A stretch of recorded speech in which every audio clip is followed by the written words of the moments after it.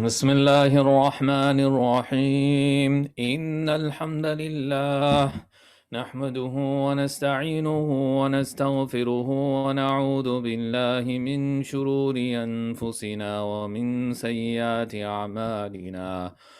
قال الله تبارك وتعالى: لقد كان لكم في رسول الله أسوة حسنة، أو كما قال عليه الصلاة والسلام. سبحانك لا علم لنا إلا ما علمتنا إنك أنت العليم الحكيم. رب اشرح لي صدري ويسر لي أمري واحلل عقدة من لساني يفقه قولي. Dear brothers and sisters, Assalamu alaikum wa rahmatullahi wa barakatuhu. Studying, analyzing, researching the life of Rasulullah sallallahu alaihi wasallam in it itself is a ibadat. Okay, keep that in mind, my brothers and sisters, that looking into the life of Rasulullah sallallahu alaihi wasallam, what's the whole purpose behind this? So that we can come on to imitating Rasulullah. Says, obviously, if we do not know about him and we do not know about the struggles that he has gone through, and we do not know about the accomplishments that he attained, and we do not know about the status that Allah subhanahu wa ta'ala granted him, then it will never come a time that we are fully following Rasulullah. That's why it is important after every few sessions of Sirah, we refresh our niyat. The purpose of this halaqah particularly is that we are studying the biography, the sirat, the sayings, the doings, the life of Rasulullah sallallahu alaihi wasallam. So far, what has we covered in the last halaqah of Sirah? We talked about the fact that now Allah subhanahu wa ta'ala has commanded to give da'wah openly.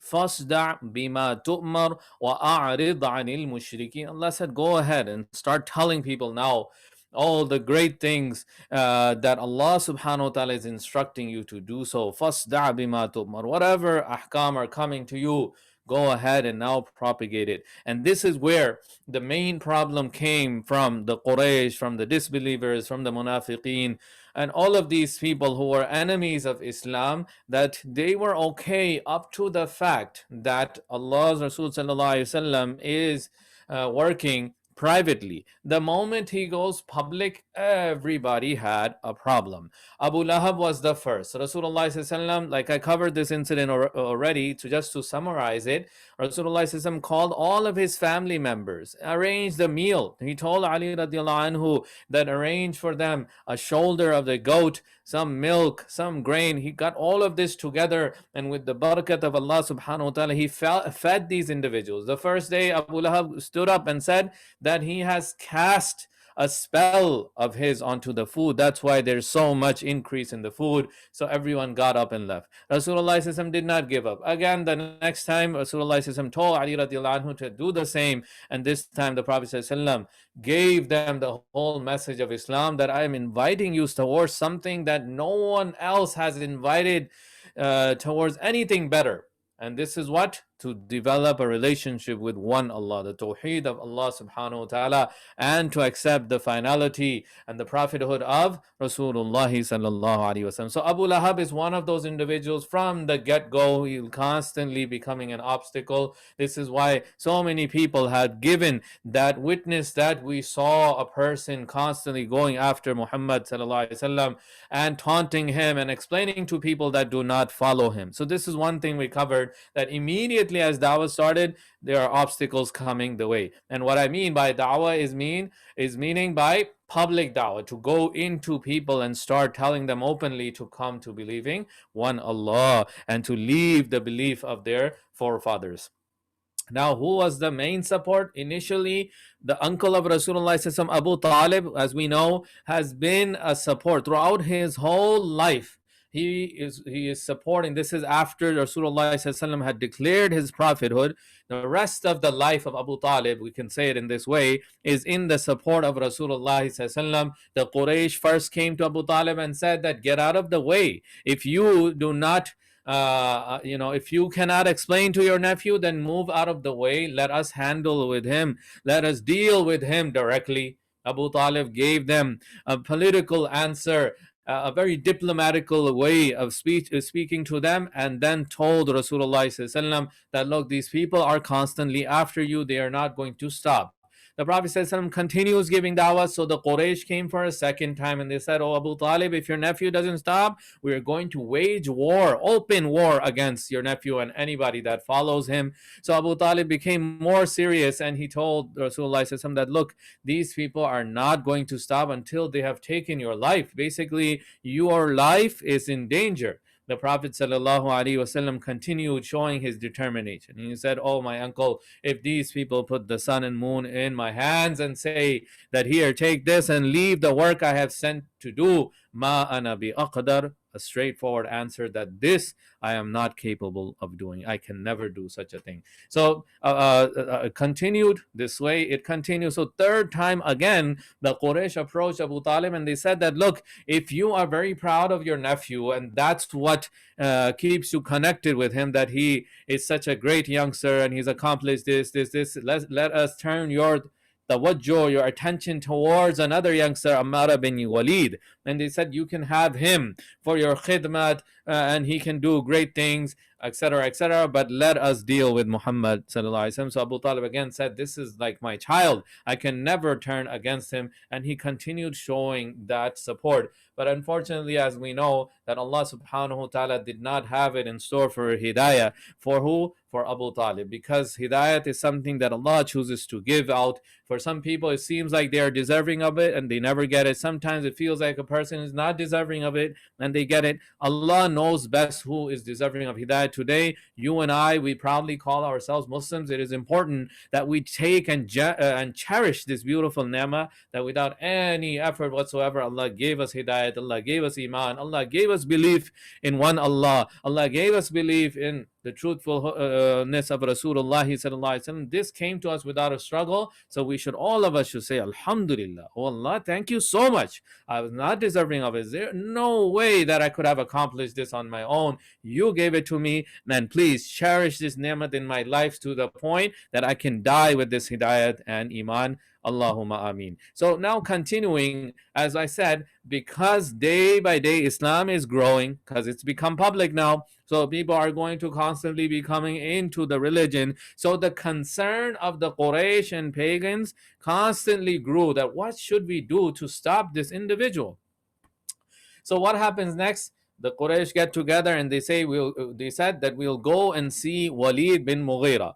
Walid bin Mughira is an honorable and respectful personality in the Quraysh, and he is a person that is celebrated again and again amongst the pagans, and he had a huge rank. So they thought maybe we should approach this individual and find out how we can deal with Muhammad sallallahu alaihi wasallam. So they went up to Walid bin Mughira and they said that, look, the time of Hajj is coming, and in this time, people from all over different lands, different areas will be visiting. And when these people come, they will definitely look into who this person, Muhammad sallallahu alaihi wasallam, is. So it is important for us that we form a collective opinion about him. So they're putting this case in front of Walid bin Mughira and they're telling that, look, you are a leader. You should take everybody's suggestion and make one constant opinion, one agreed upon opinion, which all of us are unanimous upon, about Muhammad sallallahu alaihi wasallam, that who is he and what should we call him and what not. So Walid bin Mughira said, okay, before we even introduce, decide and talk about this person to others, the people coming for Hajj, let's first look at what opinions we have. Tell me your suggestions and then I will decide. So somebody stood up and with the collective people, some people, a group of people, they said that, oh Walid, oh Abdus Shams, this was his one of his titles. They said that, look, can we call this individual a soothsayer? Who are soothsayers? Soothsayers are similar to fortune tellers, where they look at a person's date of birth, or they might look at a person, his history, or connect his name and his time of birth with the stars and astrology, and they'll come to predict things that are to come to this individual in the future. Okay, that's what soothsaying is. It's completely haram in Islam, and we do not have any convictions connected with this. But people at that time used to do a lot of this for fame and for money and whatnot. So they said that should we just call this person a soothsayer so that new people coming for Hajj will not be affected by his efforts? So immediately Walid bin Mughira said, no, no, no, no, no. This person is very different from a soothsayer. In no way does he look like a soothsayer. I have dealt with soothsaying and many people who are involved in soothsaying, and I know how they are and how their qualities are, and they make a humming sound when they say their words. And his recitation, his speech, none of that is similar to it. So no go for that. We cannot call him a soothsayer.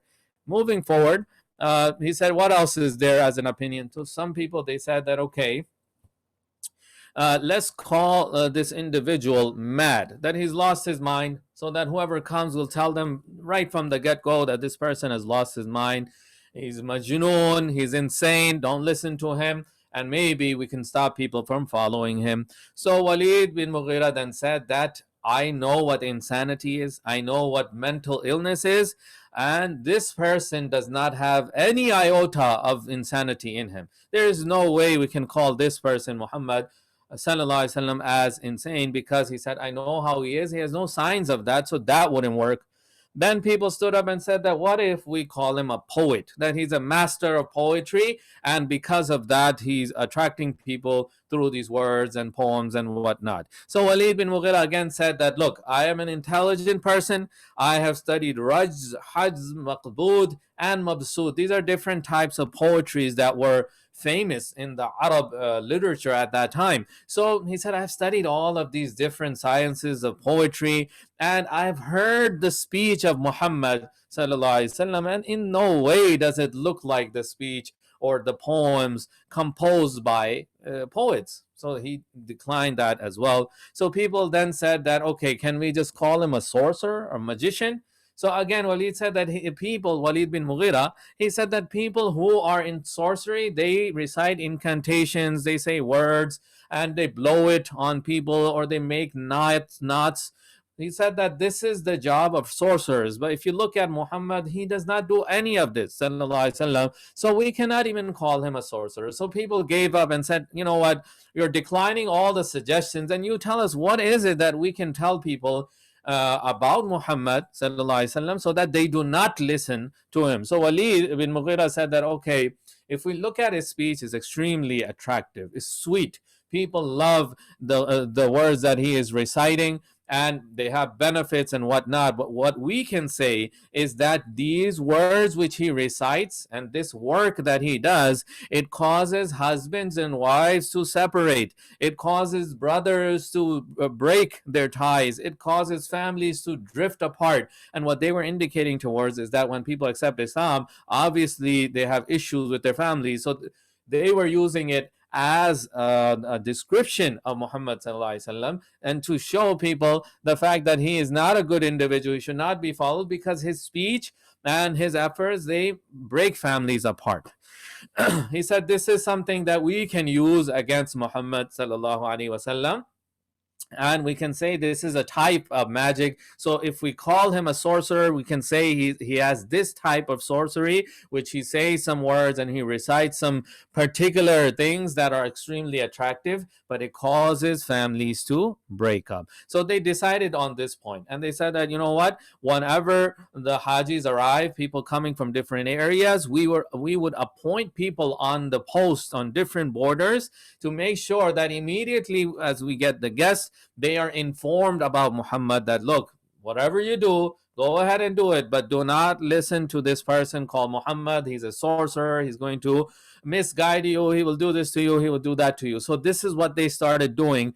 But Allah subhanahu wa ta'ala had his own plans. And like I've said, that the effort of batil and falsehood, this has been going on from day one. If you look at the life of Rasulullah, he goes ahead and starts giving dawah. Right away there is friction, there's contradiction, there's problems. Same way for all the prophets. The moment they start calling towards Allah, then a test comes from Allah subhanahu wa ta'ala, and the help also comes from Allah subhanahu wa ta'ala. So now these people are making an effort to stop individuals from connecting with Rasulullah. But scholars have said that all of this effort went to vain. It was void. It did not have any effect whatsoever. In reality, what happened was the people who were coming were already aware of Muhammad sallallahu alaihi wasallam. Subhanallah, Allah had made arrangements for informing the right description of Rasulullah to such people, that people who are interested in seeing and meeting Muhammad sallallahu alaihi wasallam, they looked at it as a positive thing, and they met the Prophet sallallahu and embraced Islam on his hands. So this was something that did not work. This whole scheme, which I mentioned,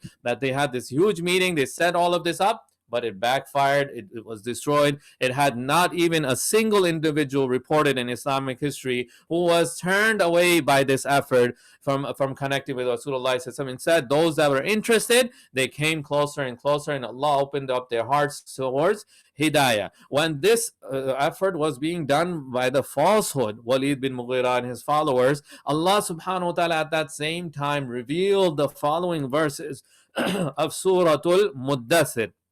Allah says, ذرني ومن خلقت وحيدا وجعلت له مالا ممدودا وبنين شهودا ومهدت له تمهيدا ثم يطمع أن أزيد كلا إنه كان لآياتنا عنيدا سأرهقه سعودا إنه فكر وقدر فقتل كيف قدر ثم قتل كيف قدر ثم نظر ثم عبس وبصر ثم أدبر واستكبر فقال إن هذا إلا سحر يؤثر. I don't have enough time to go into the whole explanation of these verses, but Allah subhanahu wa ta'ala took it upon himself, and Allah says, I will take care of this person, Walid bin Mughira. Leave me and with him. I am the person who has given him wealth, who has given him honor, who has given him children, and he still shows greed, he still shows denial from my prophet and from my messages. I will deal with him by throwing him headlong into the fire of Jahannam. So this portion of the Quran in Surah Al-Muddathir was revealed in this cause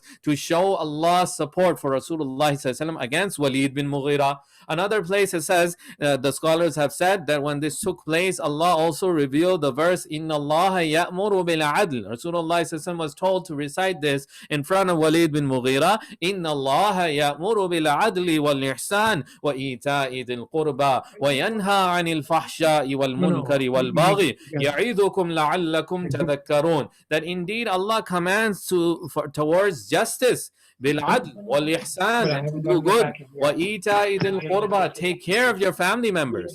So it was made clear, and it was given as a response to the non-believers that look, Allah's help is with Rasulullah. Allah commands to bring together the family members. Allah subhanahu wa ta'ala commands to be with his prophet, and Allah subhanahu wa ta'ala is saying that to take care of the family members, to do what's right. If you notice, this is the ayat we recite in our khutbah, Jummah khutbah as well. يَأْمُرُ بِالْعَدْلِ وَالْإِحْسَانِ وَإِيتَاءِ ذِي الْقُرْبَى وَيَنْهَى عَنِ الْفَحْشَاءِ وَالْمُنْكَرِ. Allah stops us from shameful acts, and this was recited in front of Walid bin Mughira to remove all of those misunderstandings that he was trying to spread about Islam. Now, before we move forward, this was a major event, okay, a huge effort by the falsehood, and Allah subhanahu wa ta'ala destroyed it. No effects whatsoever. Nobody was misguided. Instead, people started to know more and more about Rasulullah. When they noticed that so much attention is given to stopping this individual, who is this person? Curiosity increased. So what happened by that? People coming towards Islam, looking into Islam, coming to see the beautiful Mubarak habits of Rasulullah, and they would then give into accepting the Shahada on the hands of Rasulullah. So that's one huge point. It gives us a lesson that falsehood will not stop till the day of judgment.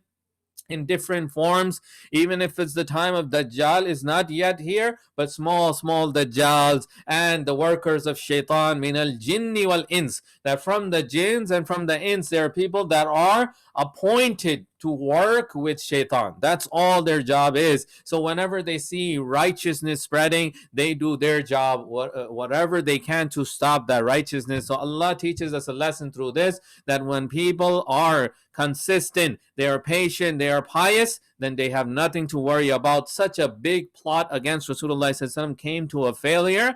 Because why? Because taqwa was there, piety was there, yaqeen in Allah subhanahu wa ta'ala, that no matter what happens, Allah is with us. This was established in the handful of Muslims at that time. So such wonders of help of Allah subhanahu wa ta'ala was coming their way. One more example, a major incident that took place in this time in Sirah, and then we will finish. Allah subhanahu wa ta'ala then brought about another incident. Rasulullah sallallahu alaihi wasallam was passing by the mountain of Safa, and Abu Jahl sees him.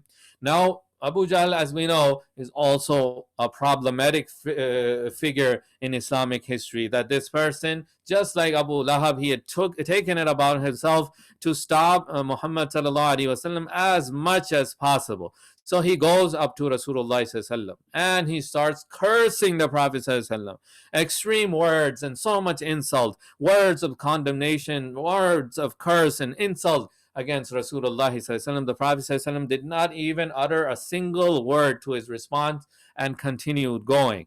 The slave woman of Abdullah bin Jad'an, and a few halaqas ago I had talked about him, that he's also one of the people who are the elders of Quraysh, and he had many people working for him. So one of his slave women then saw all of this taking place, this injustice taking place with Rasulullah sallallahu. So she waited. After a while, she notices that Hamza radiallahu anhu comes, and she knew that Hamza radiallahu anhu is the uncle of Rasulullah sallallahu alaihi wasallam. So she immediately went up to him and she said that if you were here a moment ago, you would have seen how badly Abu Jahl treated Muhammad sallallahu alaihi wasallam, your nephew. That this is something that you could have never tolerated, to that extent of insult, and that extent of animosity was shown against Muhammad sallallahu alaihi wasallam. We can call this a way of bullying, that Rasulullah is doing what's right and he's keeping it cool. He's making sure not to hurt anybody. And these people are the huge bullies of that time, that they were not stopping whatsoever. Sometimes verbal abuse, sometimes physical abuse. All of the incidents that we hear about, torture and torment, that has happened in the beginning days of Islam. This is that moment of history which we are covering, because da'wah has now become public. So we're going to see a lot of friction. One of the example of that is Abu Jahl, that he at this point insulted Rasulullah. So when this news got to Hamza radiallahu anhu, he was just returning from hunting. And it was his habit to go into the haram first, make some prayers, and then he would go home. So when he heard this news from that slave woman, and he immediately went into the haram, and he noticed that Abu Jahl is also sitting there. So because he came back from hunting, he had an arrow in his hand at that very moment. He goes up to he goes up to Abu Jahl, and he strikes his head very, very hard. He struck it so hard that it caused a deep wound into his head, causing a lot of blood to come out. People who supported Abu Jahl started to come to support him, but Abu Jahl stopped them and said that, leave Hamza. I am guilty. I have done wrong. I have said some ill things to his nephew. This is why he is showing this type of behavior towards me. So Abu Jahl knew that he cannot fight against this individual. Hamza radiallahu anhu was a strong personality, a leading personality, an honorable person that people followed and looked up to. So Abu Jahl understood that this is not the person to mess with. So he immediately stopped his people from coming and assisting him. Now people started to taunt that, Hamza, you are helping Muhammad sallallahu alaihi wasallam. Have you also become a Sabi? Sabi is a person that is known to be irreligious, a person who leaves his religion. And this word Sabi was used a lot at that time, that anybody that would leave the religion of their forefathers and go into another religion, and in this case Islam, they were being called Sabi. Sabi is a person who has lost his religion, or he has dropped what he used to believe in, and the belief of his forefathers. So they said, Hamza, you have also become Sabi? So Hamza radiallahu anhu, he said that Muhammad sallallahu alaihi wasallam's truthfulness and his credibility has been such in front of me that I today testify that Muhammad sallallahu alaihi wasallam is the true prophet of Allah, and whatever he is saying, it's absolutely the truth, and I will never forsake this belief. Now, after saying this, he also said, do whatever you can, I believe in this. So after saying this, he goes home for the rest of the day to relax, to rest. Now, Shaitan made an effort on him. And this is a huge lesson for all of us that are listening. And you can let others know as well, that when a person makes an effort on his Iman, he's trying to learn, increase his knowledge, and improve in his spirituality, a lot of effort is done by Shaitan to stop this individual from getting ahead and making things worse, so that the person can get out of that mindset. So Hamza radiallahu anhu was now, he's accepting Islam, he's testified, but when he goes home, wasawis start coming into his heart and mind. Devilish thoughts. Waswasas are what?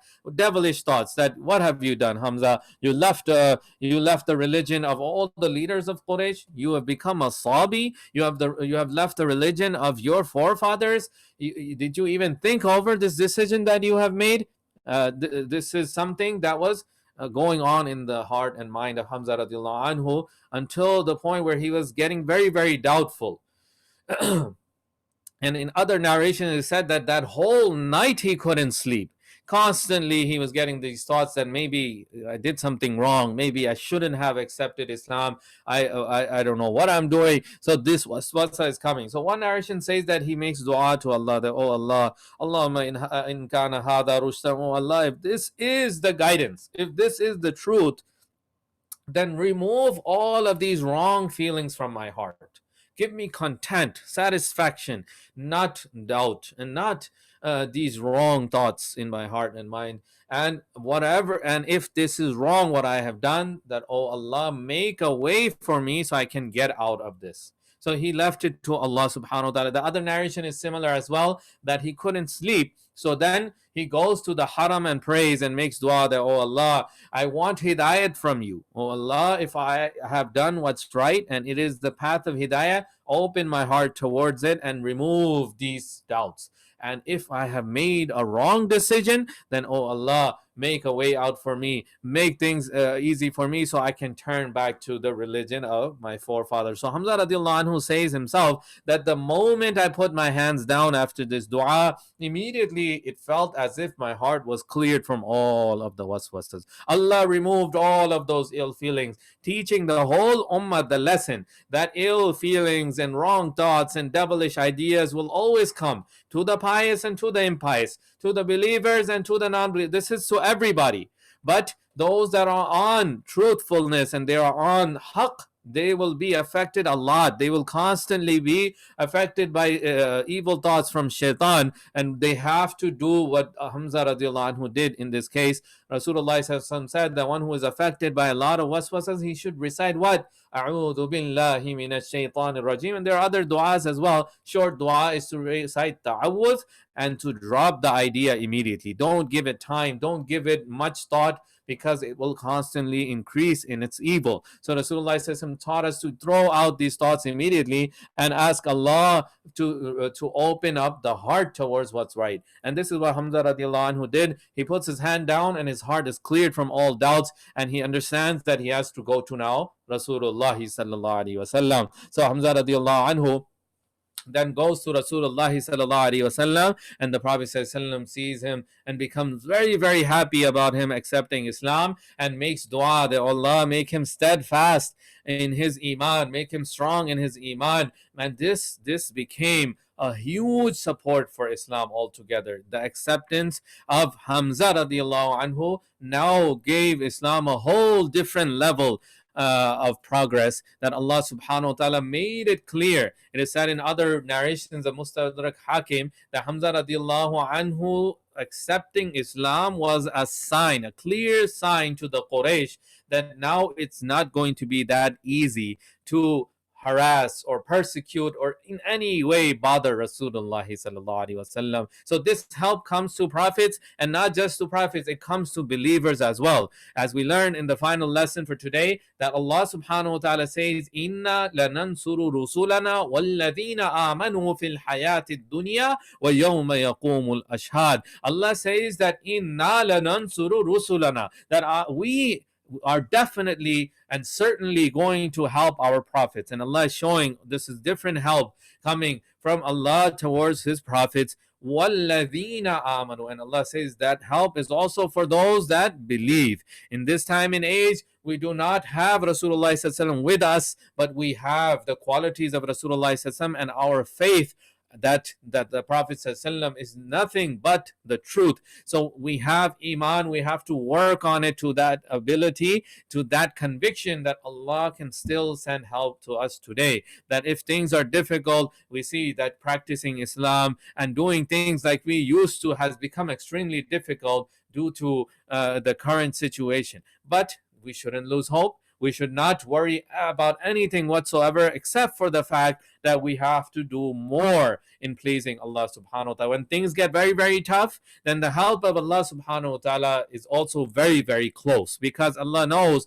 that for us to go to the masjid, to go out in public, to do all the activities that we do to please Allah, at times we put ourselves at risk, we put our health at risk. And it becomes difficult.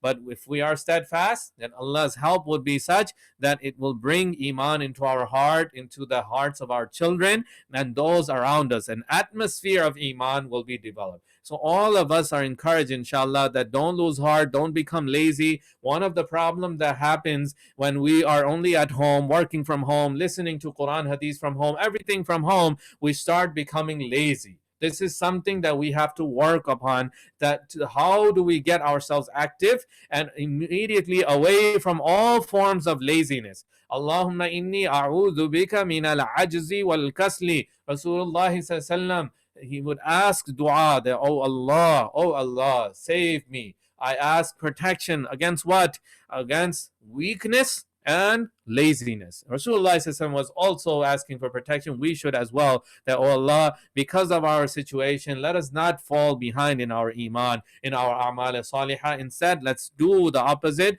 and work forward. That inshallah, if we have good mindset, positivity, and we are moving forward, not like giving up things or postponing things and not doing the amal we're supposed to, and for everything we're saying that it's a pandemic, we don't have to or we cannot do it. Let's find ways to do all of these things without causing any violations, and at the same time our iman is increasing, our knowledge is increasing, and we are working on a daily basis, and every moment in our life should be used to get closer and improving our relationship with Allah subhanahu wa ta'ala. So my dear brothers and sisters, I leave you with this, that as all of us, let's make dua. And also these halaqas from now on, they're going to be 8 p.m. because Isha is moving forward. So next week, Wednesday, 8 p.m. will be the halaqa. Sunday, 8 p.m. will be the halaqa. And our Shab Jummah has now started, alhamdulillah. So Friday nights, there's a bayan in the masjid. Jummas are going on. And similarly, counseling is going on. And things that are possible to be done at this moment, all of those things are being done. Inshallah, we encourage our community to join, inshallah. Those that are healthy, those that are okay, inshallah, don't just be afraid. Instead, move forward and start connecting in the activities of the masjid. And if you are okay, then join the masjid programs as well. You will see a huge difference, because at home, that effect does not come until we do the same actions of the masjid at home. So if we are not going to the masjid, we better make sure we are doing the actions of the masjid, the activities of the masjid at home. Talim at home, Jama Salah at home, Adhan at home, Dhikr Tilawat at home, Khidmat at home, Da'wah at home. What does that mean? Talk about Allah and Rasul to such an extent, and follow the sunnah to such an extent at home, that we do not feel the loss of not being able to join all of the masjid activities, and Allah can then bring angels into our household. This will cause, inshallah, a protection from viruses, protection from all the evil that the evildoers are plotting, or any enemies, nafs, shaitan, that are making their efforts upon us. We are going to be protected if we take shelter in the amal of Rasulullah. May Allah give us tawfiq understanding to do so. May Allah subhanahu wa ta'ala give shifa kamila ajila to all of our brothers, sisters of our community that are sick, and hidayah to all those that for all of us, that without hidayat we are nothing, and we need this hidayat. We say this in salah again and again, ihdina sirat al-mustaqim. So we ask Allah to keep us onto sirat al-mustaqim till the very moment we meet Allah. Allahumma salli ala Muhammadin wa ala ali Muhammadin wa barik wa sallim. Rabbana la tuzigh qulubana ba'da idh hadaytana wa hab lana min ladunka rahma innaka antal wahhab. Please make dua for our Muazzin Sahib, Abdul Malik Sahib. May Allah subhanahu wa ta'ala grant him shifa kamila ajila. Saeed Sahib, Saeed Ansari's family and himself, they're all sick. May Allah grant him shifa kamila ajila. Abdul Majid Sahib, make dua for him. May Allah grant him shifa kamila ajila. Our brother Siddiqui, and many brothers who are staying at home and avoiding situations because of the current pandemic. May Allah subhanahu wa ta'ala grant everyone shifa kamila ajila. For our volunteers, brother Shariar, and brothers in the masjid who are doing so much khidmat even in this time with this pandemic, may Allah accept all of the work being done. May Allah give us tawfiq to do more. May Allah subhanahu wa ta'ala never ever deprive us from sirat al-mustaqim. Subhana rabbika rabbil izzati amma yasifun, wa salamun ala al-mursaleen, walhamdulillahi rabbil alameen. Subhanallahi wa bihamdihi, subhanakallahumma wa bihamdika, nashhadu an la ilaha illa anta, nastaghfiruka wa natubu ilayk. Wa sallallahu ala nabiyyil kareem wa ala alihi wa ashabihi ajma'in.